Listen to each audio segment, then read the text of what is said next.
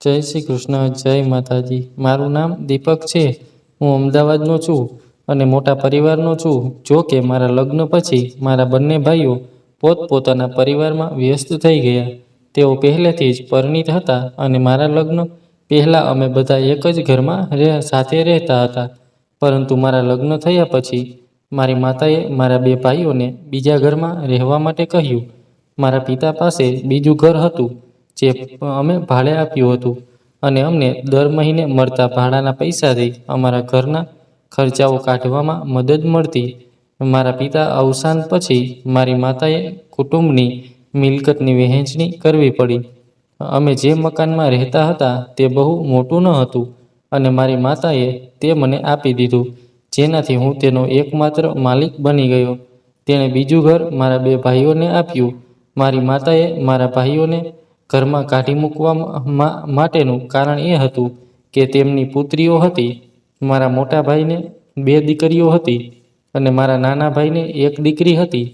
મારી માતા ગર્વથી કહેતી હતી કે તેને 3 પુત્રો અને પુત્રીઓ નથી। તેણીને પુત્રીઓ ક્યારેય ગમતી ન હતી અને તેણે ઘણા પ્રસંગોએ આ સ્પષ્ટ કર્યું હતું। જ્યારે મારા લગ્નનો સમય આવ્યો ત્યારે મારી માતાએ મારા માટે કડક શરત મૂકી। તેણીએ કહ્યું, દીપક, મેં તારા બંને ભાઈઓના લગ્ન તેમની ઈચ્છા મુજબ ગોઠવ્યા હતા, તેથી તેનું પરિણામ તે જોઈ જ લીધું છે। એકને 2 પુત્રી છે અને બીજીને 1 છે। મારું ઘર હવે પુત્રીઓથી ભરાઈ ગયું છે, પણ હું તારા લગ્ન કરવાની ભૂલ કરવા નથી માંગતી। જો તારી પત્ની પુત્રીઓને જન્મ આપશે તો તારે તેને છૂટાછેડા આપવા પડશે। મારી માતાની વાત સાંભળીને હું ચોંકી ગયો, પણ હું કંઈ કરી શક્યો નહીં। મારા પિતાનું અવસાન થયું હતું અને મારા મોટા ભાઈઓએ મને ઉછેર્યો હતો, પરંતુ તેઓ હંમેશા મારી માતાથી પુત્રીઓ પ્રત્યેના ધિક્કારના કારણે નારાજ રહેતા હતા। તેઓ પુત્રીઓના પિતા બન્યા હોવાથી તેઓએ પોતાને તેનાથી દૂર કર્યા। હું હંમેશા મારી માતાને આજ્ઞાકારી રહ્યો હતો અને તેણીએ જે કહ્યું તે કર્યું। મને પણ દીકરીઓ પસંદ ન હતી। મેં ક્યારેય મારા ભાઈઓની દીકરીઓને મારી બાહોમાં પકડી નથી, તેમને ક્યારેય પ્રેમ દર્શાવ્યો નથી અને તેમના માટે ક્યારેય કંઈ પણ ખરીદ્યું નથી। તેથી મારી માતાની શરત સ્વીકારવી મારા માટે મુશ્કેલ ન હતી। મારી માતાએ મારા માટે એક કન્યા પસંદ કરી જે અત્યંત સુંદર હતી। મારી હંમેશા ઈચ્છા હતી કે દુનિયાની સૌથી સુંદર પત્ની હોય। તેનું નામ અવની હતું અને તે એક સાદા પરિવારની હતી। તે માત્ર તેની માતા સાથે રહેતી હતી। મારી માતાએ એક શરત પણ મૂકી હતી કે છોકરીઓનો પરિવાર નાનો હોવો જોઈએ, જેથી તેઓ અમારા ઘરની બાબતોમાં દખલ ન કરે। બરાબર એવી જ છોકરી હતી જેવી મારી મા ઈચ્છતી હતી। મારા લગ્ન ખૂબ જ ધામધૂમથી કરવામાં આવ્યા હતા। લગ્નના બધા કાર્યો પૂર્ણ થયા પછી મારા બે ભાઈઓ તેમની પત્નીઓને અને પુત્રીઓ સાથે બીજા ઘરમાં રહેવા ગયા। તેમણે કહ્યું, અમે હવે અમારા નાના ભાઈના લગ્ન કરાવવાની અમારી જવાબદારી પૂરી કરી છે। માતા અમને કે અમારી પુત્રીઓને પસંદ નથી કરતી, પણ અમે તેમને પ્રેમ કરીએ છીએ, તેથી અમે અહીં કહેવા માંગતા નથી। મારી માતા પણ ઈચ્છતી હતી કે તેઓ તેમની પુત્રીઓ સાથે વિદાય લે અને હવે જ્યારે તેઓ જતા રહ્યા હતા ત્યારે તેણીની બધી અપેક્ષાઓ મારા પર થોપી હતી। મારા લગ્નના શરૂઆતના દિવસો એક સ્વપ્ન જેવા લાગ્યા। મારી પત્નીની સુંદરતા, તેનો શાંત સ્વભાવ અને તેની સાદગીથી મને ખૂબ આનંદ થયો। મારા જીવન સંપૂર્ણ લાગતું હતું, પરંતુ અંદરથી હું હંમેશા મારી માતાની શરતનો બોજ વહન કરતો હતો। અવની એટલી સુંદર હતી કે હું તેના પરથી નજર હટાવી શકતો ન હતો, પરંતુ એક વિચાર હંમેશા મને ત્રાસ આપે છે, જો તે ક્યારેય માતા બની અને પુત્રીને જન્મ આપે તો મારે તેને છોડી દેવી પડશે। આ વિચાર મારા દિમાગને કાંટાની જેમ ચોંટી ગયો। મારી માતાના શબ્દોએ મારામાં એક વિચિત્ર ડર રોપ્યો હતો। મારી માતા એક મજબૂત અને ગૌરવપૂર્ણ સ્ત્રી હતી। મારા પિતાનું મૃત્યુ પછી તેણીએ અમને બધાને એકલા હાથે ઉછેર્યા। અમે શહેરમાં રહેતા હોવા છતાં તેણીની વિચારસરણી ખૂબ જ જૂના જમાનાની હતી, કારણ કે તે ઊંડે પરંપરાગત ગામની પૃષ્ઠભૂમિમાંથી આવી હતી। અન્ય લોકોના ઘરે કામ કરવાને બદલે તેણીએ અમારા પારિવારિક વ્યવસાયનો હવાલો સંભાળ્યો હતો અને તેને સફળ બનાવ્યો હતો। આજે હું અને મારા ભાઈઓ એ ધંધો સંભાળીએ છીએ. તેણી તેના સિદ્ધાંતો વિશે ખૂબ જ કડક હતી અને તેણીના નિર્ણયોને કેવી રીતે લાગુ કરવા તે જાણતી હતી. હું જાણતો હતો કે જો તેણીએ કંઈક કહ્યું હોત તો તે ખાતરી કરશે કે તેનું પાલન કરાવવામાં આવશે. મેં અવનીને હંમેશા એક સમજદાર સ્ત્રી તરીકે જ જોઈ છે. તે હંમેશા શાંત રહેતી અને ઘરની તમામ બાબતોને કુશળતાપૂર્વક સંભાળતી. તેણીએ મારી સંભાળ ખૂબ જ સારી રીતે રાખી. ઘરમાં આવ્યા પછી તેણે મારી માતાને ક્યારેય કોઈ કામ કરવા દીધું નહીં. તે મારી બંને ભાભી કરતી ઘણી સારી હતી અને તેણે ક્યારેય કોઈને ફરિયાદ કરવાની તક આપી ન હતી. મારી માતાને તેનું વર્તન ખૂબ જ વિચિત્ર લાગ્યું. તેણી સરળતાથી લોકો પર વિશ્વાસ કરતી ન હતી અને માનતી હતી કે અવની મને નિયંત્રિત કરવા માટે મને જીવવાનો પ્રયાસ કરી રહી છે. જો કે આ માત્ર મારી માતાની ગેરસમજ હતી. કોઈ સારા હોવાનો ઢોંગ કરે તો તેનો અસલી રંગ થોડા સમય પછી બહાર આવે છે. પરંતુ લગ્નના 6 મહિના પછી પણ અવની એવી જ રહી. તે હંમેશા શાંત અને નમ્ર વ્યક્તિ હતી. મારી મા કહેતી, મને તારી પત્ની બહુ વિચિત્ર લાગે છે. તે ક્યારેય બોલતી નથી. એવું લાગે છે કે તેને જીભ જ નથી. પછી તે હસી કહેતી હતી કે તે ખરેખર સારી વાત છે. જો તે વધુ પડતી વાત કરશે તો તે ફક્ત સમસ્યાઓ જ સર્જશે. મારા લગ્ન પછી મારી માતાએ મારા માટે ઘણા અપવાદો કર્યા. તેણીએ ક્યારેય મારા ભાઈઓને હનીમૂન પર જવાની મંજૂરી આપી ન હતી, પરંતુ મારા માટે તેણે તે નિયમ તોડ્યો. લગ્ન પછી માતાએ અમને હનીમૂન માટે કાશ્મીર મોકલ્યા. મને સમજાયું કે તે ખરેખર મને તેના અન્ય પુત્રો કરતાં વધુ પ્રેમ કરે છે. માતાએ અવનીને જે પણ જવાબદારી આપી તેણે સારી રીતે નિભાવી. અત્યારે બધું બરાબર ચાલી રહ્યું હતું. ધીમે ધીમે લગ્નને થોડા મહિનાઓ વીતી ગયા, પણ મારી પત્નીને હજુ મા બનવાનું સુખ મળ્યું ન હતું. મમ્મી મને વારંવાર કહેતી કે તારી પત્ની આટલો સમય કેમ લે છે. મને પણ આ ખબર ન હતી, કારણ કે બધું ભગવાનના હાથમાં છે. અને ક્યાંય ને ક્યાંય મારી પત્નીની ભલાઈ જોઈને મને લાગતું હતું કે સારું છે કે અવનીને હજી મા બનવાની ખુશી નથી મળી રહી, કારણ કે મારા દિલમાં એ જ ડર બેઠો હતો જે માતાએ મારા દિલમાં ઘર કરી દીધો હતો. અમારા લગ્નને 8 મહિના થયા કે તરત જ અવનીને એમ સમાચાર આપ્યો કે તે મા બનવાની છે. આ સમાચાર સાંભળીને મારું હૃદય એક વિચિત્ર સમસ્યાનો શિકાર બની ગયું. જો કે આ સમાચારથી દુનિયાનો દરેક માણસ ખુશ થઈ જાય છે. હું પણ ખુશ હતો, પણ એટલો નથી જેટલો હોવો જોઈતો હતો. એક તરફ મારા હૃદયમાં ખુશી હતી કે મારા જીવનમાં એક નવો પ્રકાશ આવવાનો છે, અને બીજી તરફ ડર પણ હતો. અને હું વારંવાર મારી જાતને પૂછતો હતો કે જો બાળક છોકરી હશે તો શું થશે.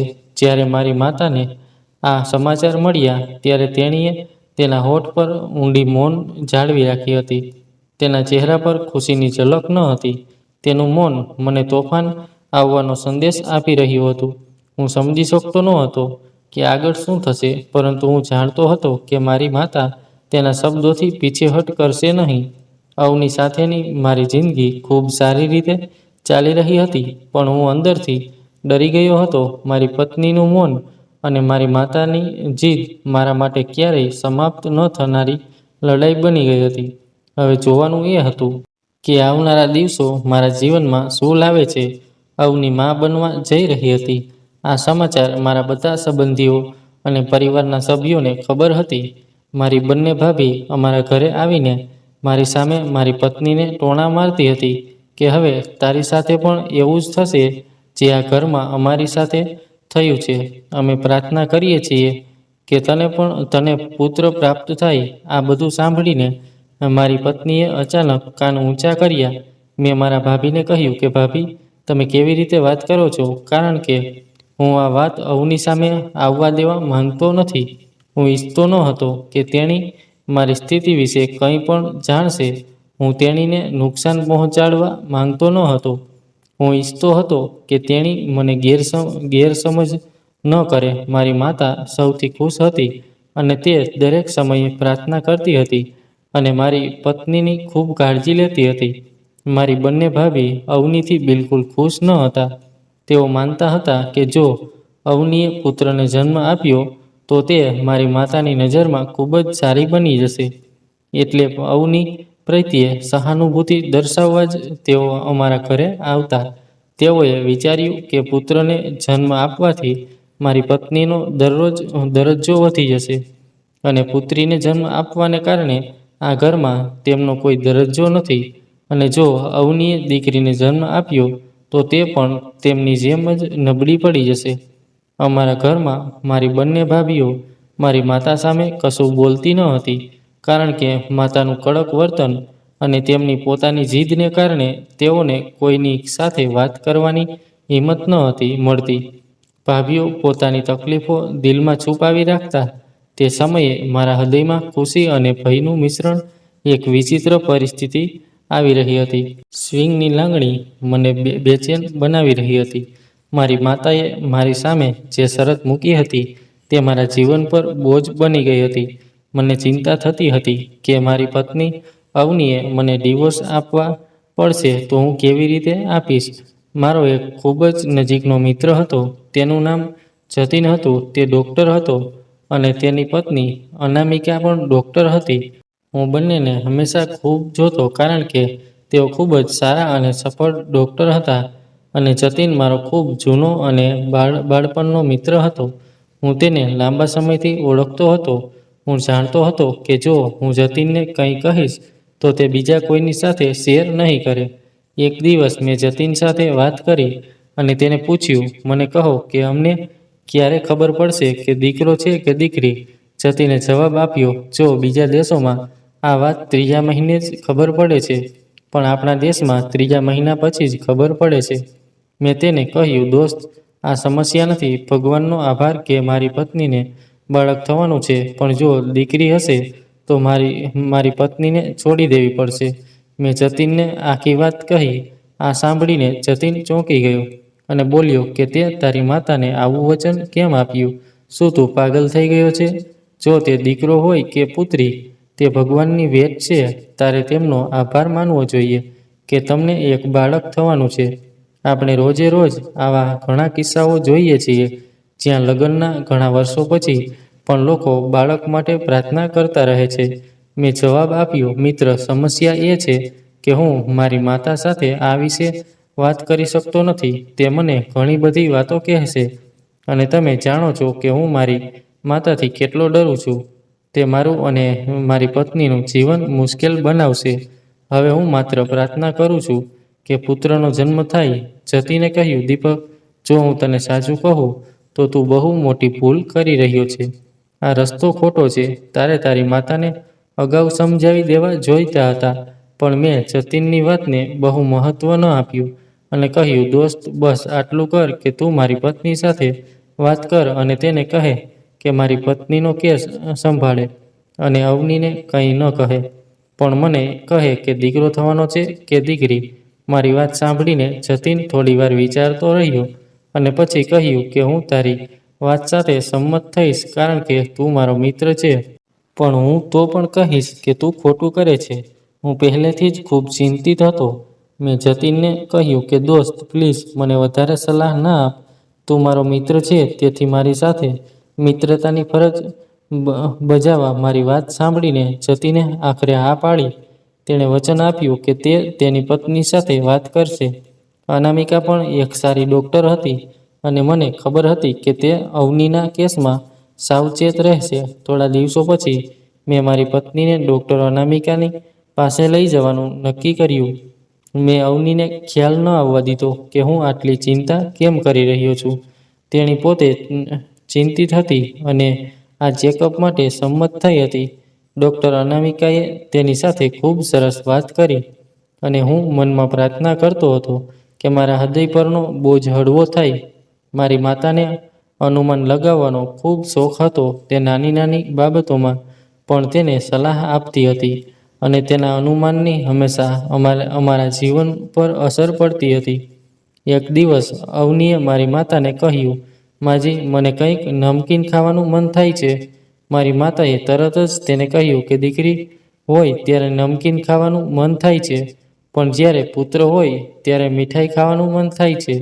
તે તરત જ ઊભી થઈ અને કહ્યું કે હું તારા માટે મીઠાઈ લાવીશ. અવનીએ હસતા હસતા કહ્યું કે ના માજી, મને મીઠાઈ ખાવાનું મન નથી થતું, મારે નમકીન જ ખાવું છે. પણ મારી માતાના ચહેરા પર તરત જ ગુસ્સો આવી ગયો અને તે કહેવા લાગી કે આ બધા બહાના છે, તું કંઈ જાણતી નથી. મને ખબર છે તારું સ્વાસ્થ્ય શું તરફ નિર્દેશ કરે છે. માં બળપૂર્વક અવનીની પાસે આવી અને મીઠાઈનો મોટો ટુકડો મોંમાં નાખ્યો. અવની બિચારી કંઈ બોલી શકી નહીં. તે હંમેશા માતાની આગળ અધીન રહેતી હતી. પરંતુ એક રાત્રે તેની તબિયત બગડવા લાગી. તેણીને સતત ઉલટીઓ થતી હતી અને મેં તેને પૂછ્યું તો તેણે હળવા સ્મિત સાથે કહ્યું કે કદાચ વધુ પડતી મીઠાઈઓ ખાવાથી તેની તબિયત બગડી છે. રાત્રે જ્યારે અવની બાથરૂમમાં હતી ત્યારે મેં જોયું કે તે તેના ફોન પર કોઈની સાથે વાત કરી રહી હતી. મેં કાન બંધ કરીને વાર્તાલાપ સાંભળવાની કોશિશ કરી પણ બહુ સાંભળી ન શક્યો. પણ મેં એક વાત સાંભળી કે કહેતી હતી કે તે બધાને ઊંધા લટકાવી દેશે. આ બધું સાંભળીને હું ચોંકી ગયો અને મારું આશ્ચર્ય વધી ગયું કે તે કોની સાથે આટલી ગંભીર વાત કરી રહી હતી. શું તે મારાથી ગુસ્સે થઈ ગઈ હતી અથવા મારી માતા અથવા તેણી કોઈ અન્ય વસ્તુ પર પોતાનો ગુસ્સો કાઢી રહી હતી? મારા મગજમાં ઘણા વિચારો આવ્યા, પરંતુ મેં તરત જ મારી જાતને સાંત્વના આપી કે શક્ય છે કે તેણી તેની કોઈ સહેલી અથવા તેની માતા સાથે વાત કરી રહી હોય અને ગુસ્સામાં આવું કહ્યું હોય. વ્યક્તિ ગુસ્સામાં કંઈ પણ કહી શકે છે. મેં તેને તે સમયે કંઈ કહ્યું નહીં, પરંતુ જો મેં તેને કોઈ પ્રશ્ન પૂછ્યો હોત તો તે કહી શકત કે તું મારી વાત કેમ સાંભળે છે. તેથી મેં ચૂપ રહેવાનું નક્કી કર્યું. સમય પસાર થતો ગયો, પણ મારા હૃદયમાં એક વિચિત્ર ડર વસી ગયો હતો. મેં મારા મિત્રની પત્ની ડૉક્ટર અનામિકાને આ વાત કહી અને કહ્યું કે જુઓ, જ્યારે અવની બીજા દિવસે ચેકઅપ માટે આવે ત્યારે ખાતરી કરી લેજો અને મને કહેજો કે તેને દીકરો થવાનો છે કે દીકરી. પણ અવનીને આની બિલકુલ ખબર ન થવી જોઈએ. ડૉક્ટર અનામિકાએ કહ્યું કે ઠીક છે, પણ આ બધું જાણવાની શી જરૂર છે? મેં કેટલાક જૂઠાણા બોલ્યા અને કહ્યું કે એક સમસ્યા છે, હું તમને પછી કહીશ. અવની આ વાત વારંવાર કહેતી કે દીપક, બાળક દીકરો હોય કે દીકરી, તેનાથી મને કોઈ ફરક નથી પડતો. હું બસ પ્રાર્થના કરું છું કે અમારું બાળક સ્વસ્થ રહે.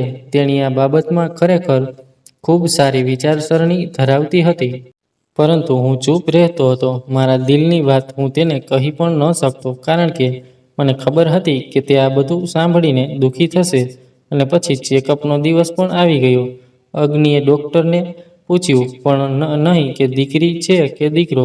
ચેકઅપ પછી તે ખુશીથી ઘરે આવી, પણ હું બેચેન હતો. મેં તે જ દિવસે જતીનને યોગ્ય સમયે ફોન કર્યો અને કહ્યું કે અવનીના કેસમાં શું જાણવા મળ્યું છે તે જાણવાનો. જતીન થોડીવાર પછી બોલ્યો કે જુઓ, અનામિકા કહી રહી છે કે બાળકની સ્થિતિ હજુ સ્પષ્ટ નથી, પરંતુ અનુમાન મુજબ તે છોકરી હોઈ શકે છે. તે કહેતી હતી કે અલ્ટ્રાસાઉન્ડ મુજબ આ મામલો છે, પણ સ્પષ્ટપણે કશું કહી શકાતું નથી. આ બધું સાંભળીને મારા પગ નીચેથી જમીન સરકી ગઈ. મારું હૃદય ઝડપથી ધબકવા લાગ્યું. જતીને વધુમાં કહ્યું કે જુઓ દીપક, અનામિકાના અનુમાન પણ સામાન્ય રીતે સાચા હોય છે, કારણ કે તે એક નિષ્ણાત ગાયનેકોલોજિસ્ટ અને અલ્ટ્રાસાઉન્ડ નિષ્ણાત છે. પરંતુ અત્યારે કંઈ કહેવું યોગ્ય નથી. હું ચિંતિત હતો. હું મનમાં પુનરાવર્તન કરતો રહ્યો કે જો આ અનુમાન સાચું હશે તો મારી પત્નીનું શું થશે? આ વિચાર મારા મનમાં તોફાનની જેમ ગુંજવા લાગ્યો. મારી પાસે સમય હતો, પણ મને ખબર ન હતી કે આ પરિસ્થિતિઓનો સામનો કેવી રીતે કરવો. જ્યારે માણસ પર આટલું દબાણ આવે છે, ત્યારે સ્વાભાવિક છે કે તે ખોટા નિર્ણયો લે છે. મારી સાથે પણ કંઈક આવું જ થઈ રહ્યું હતું. માતાના દબાણ અને મારી બિનજરૂરી ચિંતાઓ અને પરિસ્થિતિ વિશે વિચારવાથી મારામાં બેચેની અને મૂંઝવણ ઊભી થઈ હતી. એક દિવસ ગુસ્સાથી ભરાઈને હું મારી પત્ની અવની પાસે ગયો અને તેને સીધું કહ્યું. મેં કહ્યું, ડૉક્ટરે કહ્યું છે કે તને દીકરી થશે, પણ મારા શબ્દો યાદ રાખજે. જો તું દીકરીને જન્મ આપે તો હું તને છૂટાછેડા આપીને ઘરની બહાર કાઢી નાખીશ. મારી વાત સાંભળીને અવની ચોંકી ગઈ. તે ચૂપચાપ મારી સામે જોતી રહી, જાણે મારી વાત માની ન હોય. છેવટે તેણીએ હિંમત એકઠી કરી અને કહ્યું, તમે શું કહો છો? અમારા લગ્ન થયાને લાંબો સમય થયો નથી અને તમે મને છૂટાછેડાની ધમકી આપી રહ્યા છો. આમાં મારો શું વાંક? આ બધું મારા હાથમાં નથી.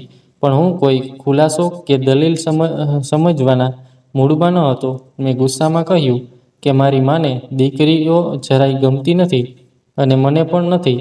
તો સારું રહેશે કે તું પ્રાર્થના કર અને જે ઈચ્છે તે કર, પણ તને દીકરી ન હોવી જોઈએ.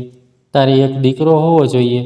મને લાગ્યું કે અવની મારી વાત સાંભળીને ગુસ્સે થઈ જશે. તે કદાચ કહેશે કે ઠીક છે, તો મારે અહીં નથી રહેવું. જો તમને દીકરી પસંદ નથી તો હું પણ આ ક્રૂરતા સહન નહીં કરું. પરંતુ આશ્ચર્યજનક વાત એ હતી કે તેણીએ સંપૂર્ણપણે અલગ રીતે પ્રતિક્રિયા આપી. અવનીએ હળવેકથી કહ્યું કે તમે કેમ પરેશાન થઈ રહ્યા છો? મને થોડી મદદ કર અને મને થોડી વસ્તુઓ આપો. બધું સારું થઈ જશે અને મને એક પુત્ર થશે. મને નવાઈ લાગી. મેં પૂછ્યું કે તેણીનો અર્થ શું છે? તેણીએ હસીને કહ્યું કે બધું કહેવાની જરૂર નથી. તમે મારા પર વિશ્વાસ કરો અને ફક્ત તે જ વસ્તુઓ લાવો જે હું તમને લાવવા માટે કહીશ. મેં વિચાર્યું અને પછી કહ્યું કે ઠીક છે, હું લઈ આવીશ. પણ યાદ રાખજે, દીકરી હશે તો આખો બોજ તારા ખંભા પર રહેશે. અવનીએ આત્મવિશ્વાસ સાથે જવાબ આપ્યો કે તમે ચિંતા ન કરો, હું બધું સંભાળી લઈશ. પરંતુ આ સાંભળીને મેં તે કર્યું જે મોટાભાગના પુરુષો સામાન્ય રીતે કરે છે. મેં મારું તમામ દબાણ અને જવાબદારી મારી પત્નીના ખંભા પર મૂકી દીધી અને મારી જાતને દિલાસો આપવા લાગ્યો. મને મનમાં એક વિચિત્ર સંતોષ થયો કે હવે બધું સારું થઈ જશે. પણ અવનીએ તેના વલણથી મને ખાતરી આપી હતી કે અવનીના પપ્પા, જે હવે આ દુનિયામાં નથી, તે એક નાનકડા ક્વેક જૂના ડૉક્ટર હતા. અમારા શહેરમાં તેમનું એક નાનું ક્લિનિક હતું. તેમના વિશે તે પ્રખ્યાત હતું કે તે લોકોની ખૂબ સારી રીતે સારવાર કરતા હતા. મેં વિચાર્યું કે કદાચ તેના પપ્પા દ્વારા સૂચવવામાં આવેલી કેટલીક દવાઓ લેશે અથવા તેની સારવારની પદ્ધતિ જાતે અજમાવશે. તેથી તેણે મારી પાસે ફટકડી, સરસવનું તેલ અને બકરીના દૂધનો ઓર્ડર આપ્યો હતો. મેં તેણીને પૂછ્યું કે તેણીને બકરીનું દૂધ શા માટે જોઈએ છે. તેણીએ સરળ રીતે જવાબ આપ્યો કે તેને તે જોઈએ છે. તમે મને ફક્ત લાવી આપો. થોડા દિવસો પછી તેણે કહ્યું, મને થોડી સૂકી રેતી લાવી આપો. મેં કહ્યું, હવે સૂકી રેતીની શી જરૂર છે? અવનીએ હળવેકથી કહ્યું, જરા લઈ આવો, બહુ પ્રશ્ન ન પૂછો. પછી તેણે મને એમ પણ કહ્યું કે તારી માતાને આ વિશે કંઈ પણ કહો નહીં, ખાસ કરીને કે તારે પુત્રી અથવા તેનાથી સંબંધિત કંઈ પણ થવાનું છે. હું જાતે જ તેમને ખબર આપીશ. તમે જરાય ચિંતા ન કરો. આ સમય દરમિયાન તેણે મારી માતા સાથે પણ ખૂબ સારા સંબંધો કેળવ્યા હતા. તેણે તેની સાથે ખૂબ ખુશ અને પ્રેમથી રહેતી હતી અને આ જ વાત મારી માતાને ખુશ રાખતી હતી. એક દિવસ તેણે મારી માતાને કહ્યું, માં, ઉપરના રૂમમાં જ્યાં અમારો રૂમ છે ત્યાં એક સ્ટોર રૂમ પણ છે. હું તે સ્ટોર રૂમ લેવાનું વિચારી રહ્યો છું, જેથી હું મારા કપડાં અને અન્ય સામાન રાખી શકું. મારી માતાએ ખુશીથી તેને પરવાનગી આપી. તેણીએ કહ્યું, હા દીકરી, લે, અમને કોઈ વાંધો નથી. અવનીએ તરત જ તેની ઈચ્છા મુજબ સ્ટોર રૂમ સેટ કર્યો અને તેના કપડાં અને અન્ય વસ્તુઓ તેમાં રાખી. તે આ સ્ટોર રૂમને તાળું મારીને રાખતી હતી કારણ કે તેમાં તેના કેટલાક કિંમતી ઘરેણાં અને અન્ય જરૂરી વસ્તુઓ હતી. અમે ક્યારેય વાંધો ઉઠાવ્યો નથી કારણ કે તે તેની સામગ્રી હતી અને તેની સામગ્રીને સુરક્ષિત કરવાનો અધિકાર હતો.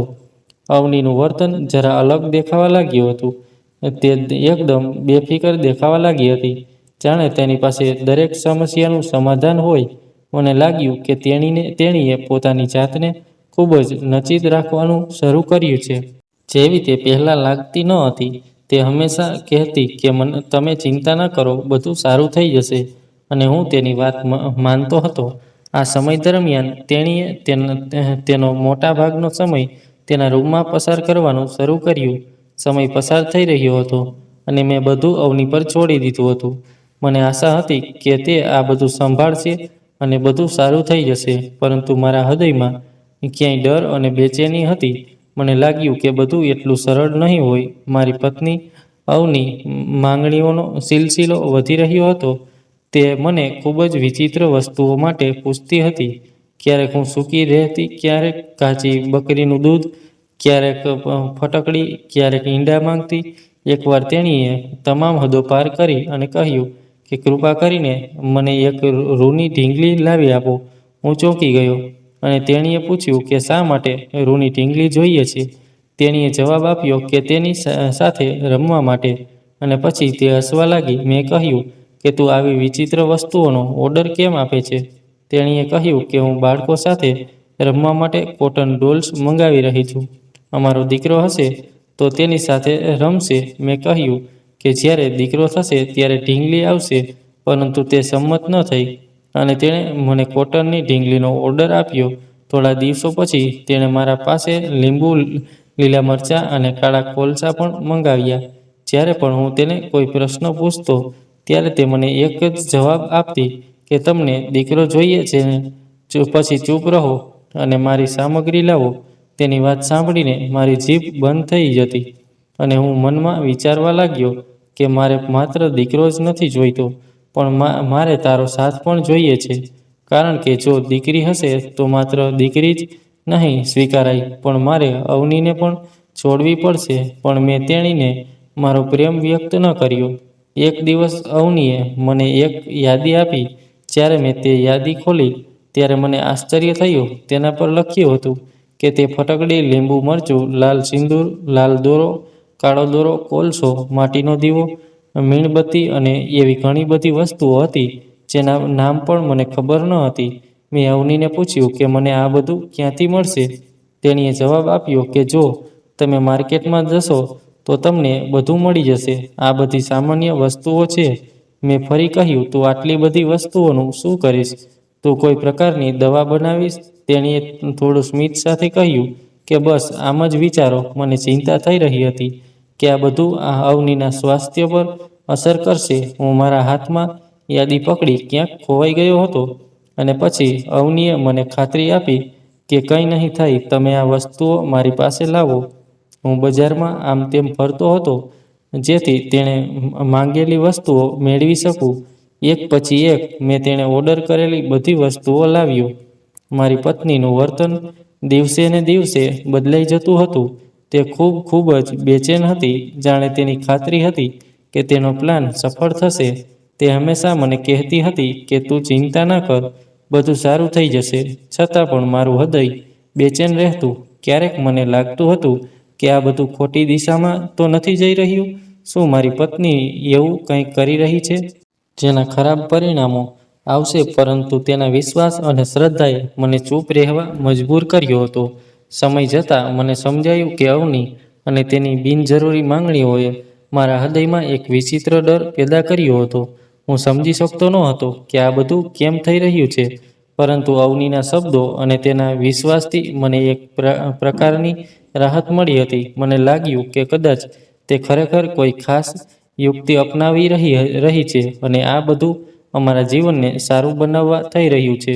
હું એની બધી માંગણીઓ પૂરી કરવાનો પ્રયાસ કરતો હતો, પણ મારા હૃદયમાં એક વિચિત્ર અને બેચેની રહેતી હતી કે શું તે ખરેખર તેના પ્લાનમાં સફળ થશે કે પછી આ બધું કોઈ મોટા છેતરપિંડી તરફ દોરી રહ્યું છે.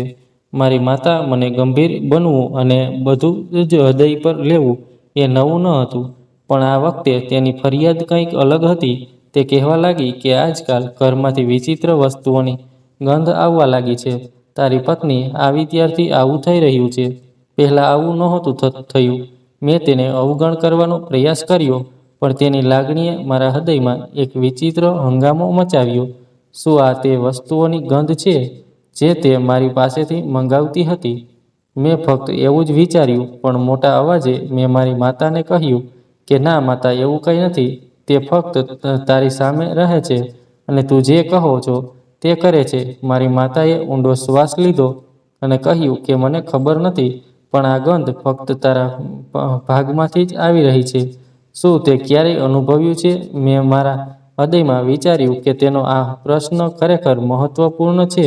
મને યાદ આવ્યું કે તાજેતરમાં અવનીએ મને ઘણી વિચિત્ર વસ્તુઓ મંગાવી હતી, જેની ગંધ ધીમે ધીમે ઘરની અંદર પણ આવવા લાગી. મેં તરત જ કહ્યું કે મમ્મી, આવું કંઈ નથી. ગમે તે હું વિચારી રહ્યો હતો કે મારે મારા ભાગને બરાબર સાફ કરી લેવો જોઈએ.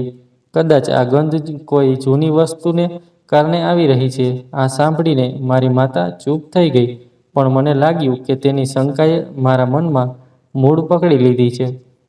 અવનીએ માંગણીઓનો અંત આવતો ન હતો. ક્યારેક તે મને કાચું દૂધ, ક્યારેક સૂકી રેતી, ક્યારેક બકરીનું દૂધ, ક્યારેક મરઘીના ઈંડા, ક્યારેક અજાણ્યા ઝાડના પાંદડા, ક્યારેક ફટકડી, ક્યારેક તાજી હળદર, ક્યારેક આદુ, ક્યારેક લીલા મરચાં, ક્યારેક લીંબુ, ક્યારેક 6 નાની એલચી, ક્યારેક કાળો દોરો, ક્યારેક લાલ સિંદૂર, ક્યારેક ઘણી બધી મીણબત્તીઓ, ક્યારેક માટીના દીવા, ક્યારેક કોલસો, ક્યારેક ચંદન, ક્યારેક કોટનની ઢીંગલી, ક્યારેક સોયનું પેકેટ અને ઘણી બધી વિચિત્ર વસ્તુઓ તે મારી પાસેથી મંગાવતી હતી. તેમાં એવી ઘણી વસ્તુઓ હતી જેના નામ પણ મને ખબર ન હતા. આ બધી વસ્તુઓ ઓર્ડર કરવી અને કોઈ પણ પ્રશ્ન પૂછ્યા વિના તેને આપવી એ મારી આદત બની ગઈ હતી. તે રોજિંદી દિનચર્યા બની ગઈ હતી. તે દર વખતે એક જ વાત કહેતી કે જો તને દીકરો જોઈતો હોય તો ચિંતા ન કર અને હું જે કહું તે પ્રમાણે વસ્તુઓ લાવ. હું તેની ઈચ્છા મુજબ વસ્તુઓ લાવતો અને વિચારતો કે તે શું કરી રહી છે. અવની એક ડૉક્ટર પિતાની દીકરી હતી, તેથી મને લાગતું હતું કે અવનીના વિચાર પણ અલગ હશે. પરંતુ એક વાત હંમેશા મને મૂંઝવણમાં મૂકે છે. મારી પત્ની ગર્ભવતી થઈ તે દિવસથી તે આખી રાત જાગતી રહેતી અને મોટા ભાગનો સમય સ્ટોર રૂમમાં વિતાવતી. એક દિવસ મારી પત્નીએ મને કંઈક એવું કહ્યું જેનાથી મારા હોશ ઉડી ગયા. મારી પત્નીની ડિલિવરીના છેલ્લા મહિનો હતો. તેણે મને કહ્યું કે હું તેમને કંઈક કહેવા માંગુ છું. મેં તેની વાત ધ્યાનથી સાંભળી. તેણે કહ્યું કે ખરેખર હું મારી જાતને થોડા દિવસો માટે સ્ટોર રૂમમાં બંધ કરવા માંગુ છું. મેં પૂછ્યું કે કેમ? તેણે કહ્યું કે તમે ફરીથી પ્રશ્ન પૂછશો. મેં કહ્યું કે ઠીક છે બાબા, હું તને પ્રશ્ન પૂછતો નથી, પણ સ્ટોર રૂમમાં બંધ રહેવાનો અર્થ શું છે? તારી તબિયત પણ આ રીતે બગડી શકે છે. ગમે તે હોય, તું તારી ગર્ભાવસ્થાના છેલ્લા દિવસોમાં છે. તે કહેવા લાગી કે તમે મારી ચિંતા ન કરો. તમારે તમારું ધ્યાન રાખવું પડશે અને મમ્મીને પણ સમજાવવું પડશે કે તે મને ઉપર જઈને બિલકુલ પરેશાન ન કરે. જો તે કંઈ પૂછે તો તેમને કહો કે મારી તબિયત સારી નથી અને હું મારા રૂમમાં આરામ કરી રહી છું. હું સ્ટોર રૂમમાં બંધ રહીશ. તમારે મારી ચિંતા કરવાની જરૂર નથી. હું તે દિવસે જ સ્ટોર રૂમમાંથી બહાર આવીશ જે દિવસે મારી ડિલિવરી હશે. આ સાંભળીને મને આઘાત લાગ્યો. ખૂબ જ વિચિત્ર વાત હતી. તેણે પોતાની વાત કહી અને તે ત્યાંથી ચાલી ગઈ. હવે હું તેને કોઈ પ્રશ્નનો પૂછી શકતો ન હતો. અવનીએ પોતાને સ્ટોર રૂમમાં બંધ કરી દીધી હતી. મેં મમ્મીને સમજાવ્યું હતું કે આ અવની ગર્ભાવસ્થાના છેલ્લા દિવસોમાં છે. આવા દિવસોમાં તેની તબિયત સારી નથી, તેથી તે ઉપરથી વધુ નીચે આવતી નથી. મારી મમ્મીને ઘૂંટણમાં દુખાવો થતો હતો અને તે પણ ઉપર વધારે પડતી જતી નહોતી. મેં તેને કહ્યું હતું કે તમારે થોડા દિવસો ઘરના કામકાજનું ધ્યાન રાખવું પડશે. મેં કોઈક રીતે મમ્મીને સમજાવ્યું, પણ હું સમજી શક્યો નહીં કે અવની શું કરી રહી છે. એક દિવસ હું મધ્યરાત્રિએ મારા રૂમમાં સૂઈ રહ્યો હતો. અચાનક મને વિચિત્ર અવાજો સંભળાયા, જાણે કોઈ ધીમા અવાજે બોલી રહ્યું હોય. તેમ હું જાગી ગયો. અમારો સ્ટોર રૂમ અમારા રૂમની બાજુમાં જ હતો, જેમાં અવનીએ પોતાને બંધ કરી દીધી હતી. હું બહાર આવવાની સાથે જ મેં જોયું કે તે અવાજ અવનીનો હતો. મેં સ્ટોર રૂમનો દરવાજો ખખડાવવાનું વિચાર્યું, પણ પછી મને યાદ આવ્યું કે અવનીએ મને ખલેલ પહોંચાડવાના કહ્યું હતું. તેથી હું મારા પલંગ પર પાછો ગયો અને સૂઈ ગયો. ઘણીવાર મને સ્ટોર રૂમના દરવાજામાંથી ડોકિયું કરવાનો વિચાર આવ્યો કે અવની અંદર શું કરી રહી છે. પણ પછી મેં વિચાર્યું કે જો અવનીને આ વાતની ખબર પડે અને તે મારા પર ગુસ્સે થાય તો શું થશે. તેણે મને એટલા આત્મવિશ્વાસથી ના પાડી દીધી હતી કે મારામાં તેને ખલેલ પહોંચાડવાની હિંમત ન રહી. તે દિવસથી મારી માતાની શંકાઓ અને મારી પત્નીએ પોતાને સ્ટોર રૂમમાં આ રીતે બંધ કરી દેવાથી મારા હૃદયમાં એક વિચિત્ર ડર પેદા થઈ રહ્યો હતો. મેં ઘણીવાર વિચાર્યું કે કદાચ મેં વધારે પડતું વિચારવાનું શરૂ કર્યું છે, તેથી જ મારા મનમાં આવા વિચારો આવી રહ્યા છે. મારા હૃદયમાં બેચેનીનો અંત આવવાનો ન હતો. મારા લગ્ન પછીથી મારા હૃદયમાં ખુશી અને મૂંઝવણની મિશ્ર લાગણી હતી. આખરે એ દિવસ આવી ગયો જ્યારે મારી પત્ની ડિલિવરીનો સમય આવી ગયો. મારી પત્ની તે દિવસે સ્ટોર રૂમમાંથી બહાર આવી. કદાચ તેને થોડો દુખાવો થઈ રહ્યો હતો. તેણે મને કહ્યું કે તેને હોસ્પિટલ લઈ જાઓ. મેં કહ્યું ઠીક છે, અને હું તેને હોસ્પિટલ લઈ ગયો. પણ અમે હોસ્પિટલમાં પહોંચતાની સાથે જ અવનીએ કહ્યું કે મારે તે રૂમમાં જવું પડશે જ્યાં મારી ડિલિવરી થવાની છે. આ સાંભળીને મને આશ્ચર્ય થયું, કારણ કે અમે હમણાં જ હોસ્પિટલમાં પહોંચ્યા હતા. હોસ્પિટલમાં પહોંચતાની સાથે જ રૂમ મળતો નથી. પહેલાં ડૉક્ટર પાસે ચેકઅપ કરાવવું પડે છે. તે પછી બધી ઔપચારિકતાઓ પૂર્ણ કરવી પડે છે. પછી જ દર્દીને રૂમ મળે છે. મેં કહ્યું, અવની, તું થોડી ધીરજ રાખ. ડૉક્ટર તને તપાસશે અને તે પછી જ હું રૂમની વ્યવસ્થા કરીશ. પણ અવનીએ કહ્યું કે મને કંઈ ખબર નથી. શક્ય તેટલી વહેલી તકે રૂમની વ્યવસ્થા કરી દો. અવની મને બિલકુલ ઠીક લાગી રહી હતી, કારણ કે તે મારી સાથે હોસ્પિટલમાં આરામથી પહોંચી ગઈ હતી. પણ મને ખબર નથી કે તે અહીં પહોંચતાની સાથે જ રૂમમાં જવાનો આગ્રહ કેમ કરી રહી હતી. મેં જતીનને ફોન કર્યો અને તેને કહ્યું કે શક્ય તેટલી વહેલી તકે રૂમની વ્યવસ્થા કરી દે. જતીન અવની માટે જલ્દી રૂમની વ્યવસ્થા કરવા સંમત થયો. અવની રૂમમાં સ્થાયી થઈ ગઈ. પણ રૂમ ખાલી થતાં જ અવનીએ રૂમની અંદરથી લોક કરી દીધો. તે ઘરેથી એક બેગ પોતાની સાથે લઈ આવી હતી. મેં વિચાર્યું કે ડિલિવરી સમયે બાળકોના કપડાંની જરૂર છે અને બીજી ઘણી જરૂરી વસ્તુઓ પણ છે.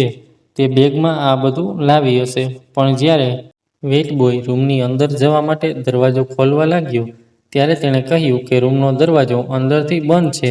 આ બધું જોઈને હું દંગ રહી ગયો કે અવનીએ રૂમનો દરવાજો અંદરથી કેમ બંધ કરી દીધો છે.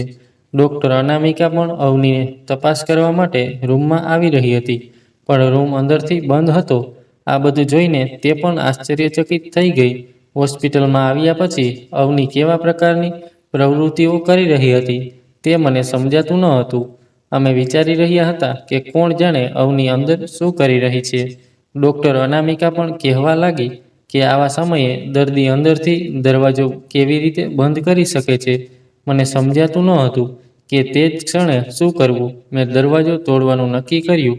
મેં વિચાર્યું કે હું દરવાજો તોડી નાખીશ અને જાતે જોઈ લઈશ કે અવની અંદર શું કરી રહી છે. મેં દરવાજાને જોરથી ધક્કો મારવાનો પ્રયત્ન કર્યો. હું જાણતો હતો કે આ બધું બરાબર નથી. હું હોસ્પિટલના નિયમો તોડી રહ્યો હતો, પરંતુ આ રાહ જોવાનો સમય ન હતો. દરવાજો કાચનો હતો અને મેં પૂરી શક્તિથી દરવાજો ધક્કો માર્યો કે તરત જ દરવાજો ખુલી ગયો. હું, ડૉક્ટર અનામિકા અને વોર્ડ બોય અમે ત્રણેય રૂમમાં પ્રવેશ્યા કે તરત જ અમારી સામેનું દ્રશ્ય જોઈને મારી આંખો પહોળી થઈ ગઈ. હું ચોંકી ગયો હતો અને ચિંતિત હતો, કારણ કે હોસ્પિટલના રૂમમાં મારી પત્નીએ તેની આસપાસ મીણબત્તીઓનું વર્તુળ બનાવ્યું હતું અને ત્યાં દીવા પણ સળગતા હતા. આ બધું જોઈને મારું હૃદય ધડકવા લાગ્યું. અનામિકા અને વોર્ડ બોય પણ ખુલ્લી આંખે આ બધું જોઈ રહ્યા હતા. અવનીના હાથમાં કોટનની ઢીંગલી હતી અને તે તેના પર રેતીનો ઢગલો કરી રહી હતી. તે મારી પાસેથી મંગાવતી તમામ સામગ્રી ત્યાં હાજર હતી. તેના હાથમાં એક પ્રકારની કાંટાવાળી વસ્તુ હતી અને તે કોટનની ઢીંગલી પર તે વસ્તુ લગાવી રહી હતી. મેં અવનીને જોરથી બોલાવી. તેણીને ખબર પણ ન હતી કે અમે દરવાજો તોડીને રૂમમાં પ્રવેશ્યા છીએ. તે પોતાના જ વિચારોમાં ખોવાયેલી હતી.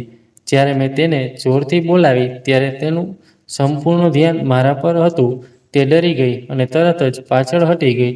શું થઈ રહ્યું છે? તું અહીં શું કરી રહી છે? મેં ધીમા અવાજે અવનીને પૂછ્યું તો તેણીએ કહ્યું, કંઈ નહીં, તમે જલ્દી બહાર જાઓ. તેણીએ ગભરાહટમાં જવાબ આપ્યો.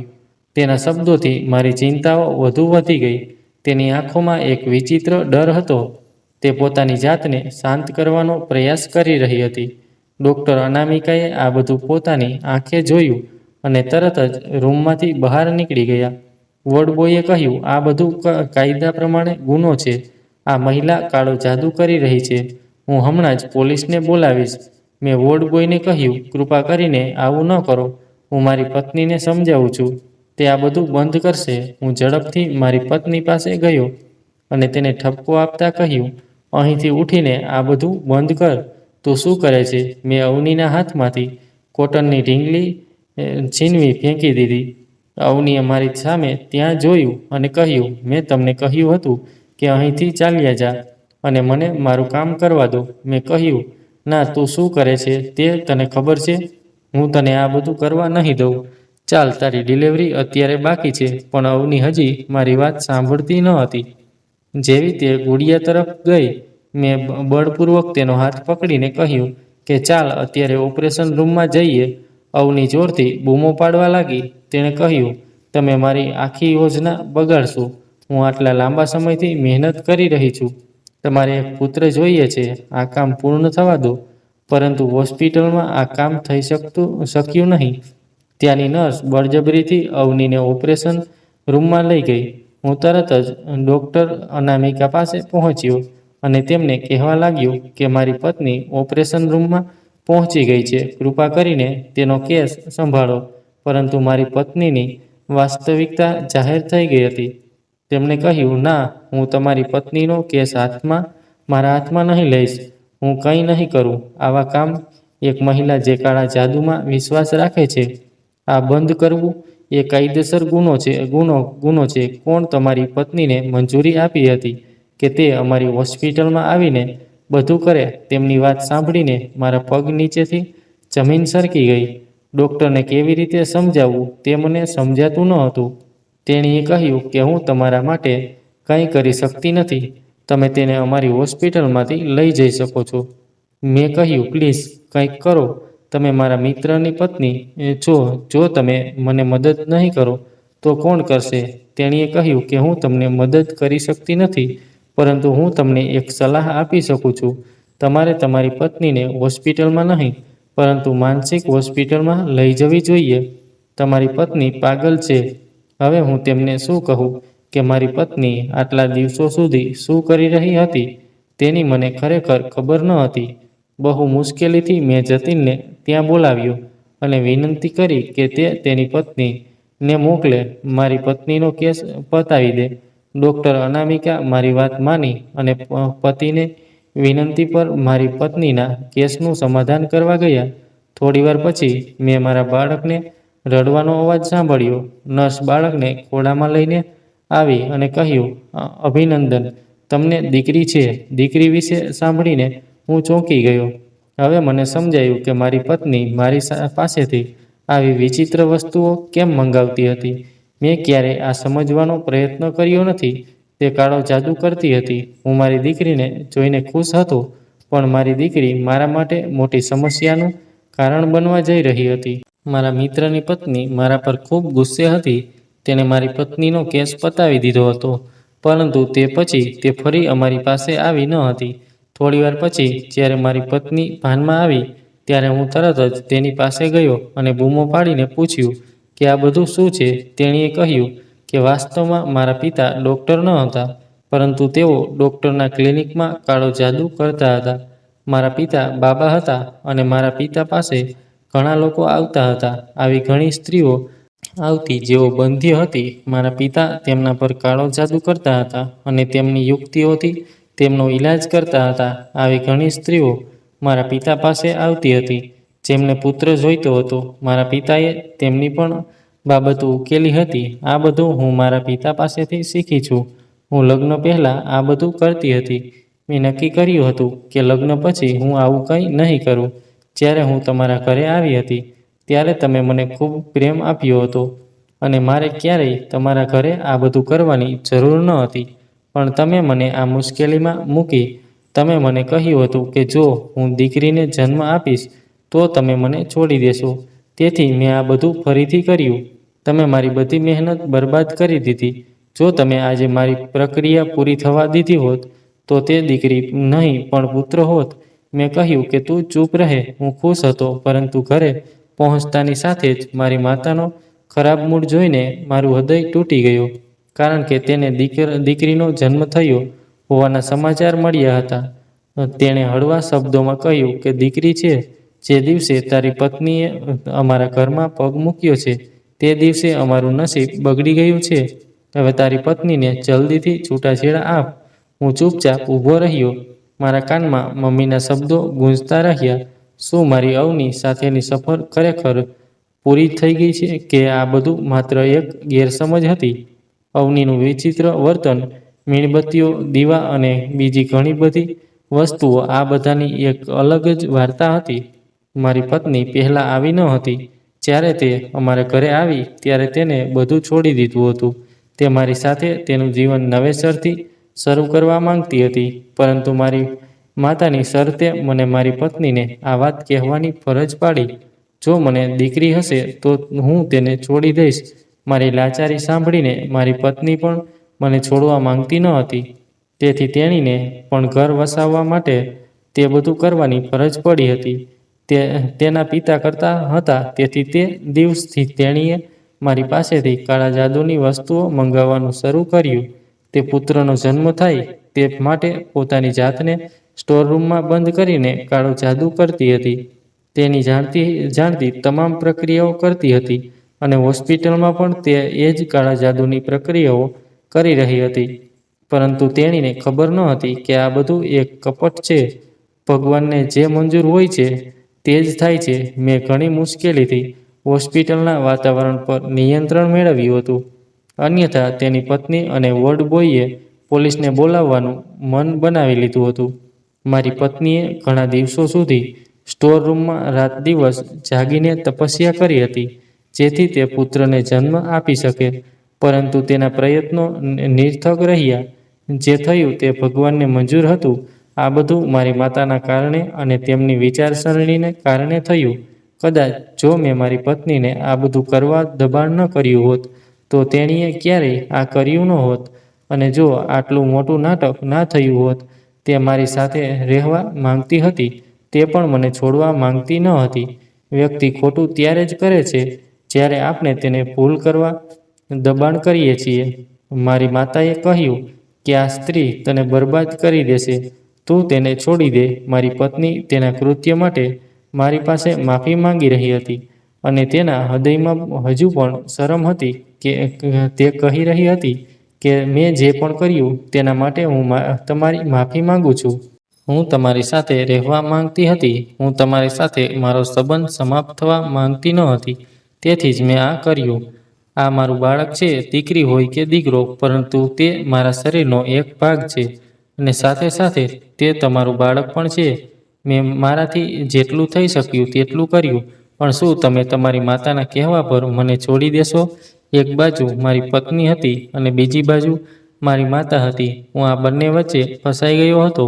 માં કહેતી હતી તારી પત્નીને છોડી દે અને પત્ની કહેતી હતી કે મને છોડશો નહીં. તેણે કહ્યું કે હું તમને વચન આપું છું કે હવે મેં જે કર્યું છે હું ફરીથી ક્યારેય નહીં કરું. પણ મેં આ બધું ફક્ત તમારા ખાતર કર્યું. મને આ જગ્યાએ મારી પત્ની વિશે સાચું લાગ્યું.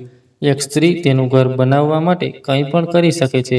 મેં મારી માતાને કહ્યું કે તું ઈચ્છે છે કે હું મારી પત્નીને છોડી દઉં. ઠીક છે, હું મારી પત્નીને છોડી દઈશ, પણ બદલામાં મારે તને પણ છોડવી પડશે. આજે પહેલીવાર મેં મારી મા સામે મોં ખોલ્યું. નહીં તો મારી મા મને જે કહેતી તે હું કરતો. માતાએ કહ્યું તું શું બોલે છે? મેં કહ્યું માતા, મારી પત્નીએ પુત્ર પેદા કરવા માટે દરેક રીતે પ્રયાસ કર્યો હતો, પરંતુ પુત્રી જન્મવાનું નક્કી હતું. હું મારી પત્ની સાથે રહેવા માંગુ છું. હું તેણીને છોડીશ નહીં. તારી ખોટી જીદે મારી પત્નીને આટલી મોટી ભૂલ કરવા મજબૂર કરી. હવે હું આનાથી વધુ કંઈ કહી શકું તેમ નથી. હું શરમ અનુભવતો મારા રૂમમાં આવ્યો. મારી પુત્રી મને ખૂબ જ વહાલી હતી અને હું પણ તેને છોડી શકતો ન હતો. હું મારા ભાગ્યને કોસતો હતો કે જો મેં શરૂઆતમાં મારી માતાને તેમની વાત ન સંભળાવવાનું કહ્યું હોત તો કદાચ આજે આટલી મોટી સમસ્યા ન આવી હોત. બીજા દિવસે મેં મારું ઘર છોડવાનું નક્કી કર્યું. મને લાગતું હતું કે મારી માતા ખૂબ જ કડક છે, તેથી તે મને અને અવનીને અહીંથી જતા રોકશે નહીં. પરંતુ આ મારો પહેલો નિર્ણય હતો જે મેં મારી માતા સામે લીધો હતો. હું ઘરની બહાર નીકળવા લાગ્યો કે તરત જ માતાએ અમને બંનેને રોક્યા અને મારી માતા શરમ અનુભવતી હતી. તેણીએ કહ્યું કે જો તમે પણ મને છોડી દો તો હું કોના સહારે જીવીશ? મેં મારી માતાને કહ્યું કે તમે મારી દીકરીને પસંદ નથી કરતા અને હું મારી પત્નીને છોડી શકતો નથી. તો આ કેવી રીતે ચાલશે? મારી માતાએ કહ્યું કે ના દીકરા, તારે અહીંથી જવું નહીં. માતાનો મતલબ હતો કે અમે ગયા પછી તે એકલી રહી જશે. જ્યારે તેણીએ આ વિશે ઊંડાણપૂર્વક વિચાર્યું ત્યારે તેની અક્કલતા અનુભવવા લાગી અને તેણે અમને બંને પતિ પત્નીને બહાર જતા અટકાવ્યા. તેણે મારી દીકરીને પણ સ્વીકારી લીધી. મારી પત્નીએ મને વચન આપ્યું હતું કે તે ભવિષ્યમાં ક્યારેય એવું કંઈ નહીં કરે જે તેણે પહેલાં કર્યું છે. જે લોકો પુત્ર અને પુત્રી વચ્ચે તફાવત કરે છે તેઓ હંમેશા પાછળ રહી જાય છે. મારી દીકરી આ ઘરની સુંદરતા છે. મારી મા દીકરીઓને નફરત કરતી હશે, પણ મારા ખાતર તેણે મારી દીકરીને સ્વીકારી લીધી છે અને હવે તે મારી દીકરી વિના એક દિવસ પણ જીવી શકતી નથી. હું આ વાર્તા દ્વારા તમને લોકોને કહેવા માંગુ છું કે આપણે બીજાના કારણે આપણું જીવન નક્કી ન કરવું જોઈએ. બધું ભગવાનની ઈચ્છા મુજબ થાય છે અને આપણે તેના નિર્ણયની રાહ જોવી જોઈએ. આપણે જોઈએ તેમ વિચારી શકીએ છીએ અને આપણે ઈચ્છીએ છીએ તેમ કરી શકીએ છીએ, પરંતુ તે થાય છે જે સર્વશક્તિમાન ઈચ્છે છે. મિત્રો, મને આશા છે કે તમને અમારી વાર્તા પસંદ આવી હશે. જો તમને વાર્તા પસંદ આવી હોય તો વિડીયો લાઈક કરો. જો તમે ચેનલ પર નવા છો તો ચેનલ સબસ્ક્રાઈબ કરો અને હા, નોટિફિકેશન બેલને ચોક્કસપણે દબાવો જેથી તમને આગલી અપડેટ પહેલાં મળી રહે. જય શ્રી કૃષ્ણ, જય માતાજી.